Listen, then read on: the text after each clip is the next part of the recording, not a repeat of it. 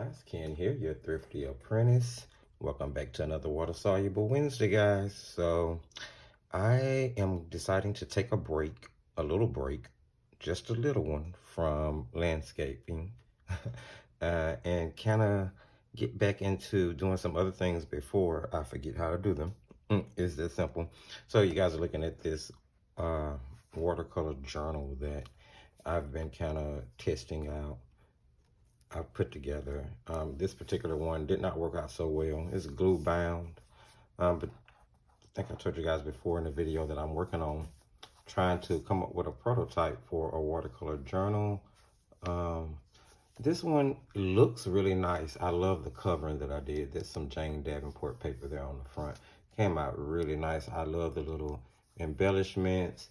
The journal looks nice. The inside is made of Master's Touch hot press 140-pound watercolor paper. Funny thing is, it's like 30% cotton, and it's still probably not the best of papers that could be used. And you guys still have some tape here because the pages started to come out. Like I said, you know, I'm playing around with it, so glue bound is not going to be the way to go, but I'm going to still work on some more and see what I can come up with. So I decided to go through some paints that I had because I'm really trying to use what's in my stash. Now, I do have other products coming up to test and review, but I really just wanted to kind of put out some things that I already had. So I reached for my White Nights, and this is the 12 color set.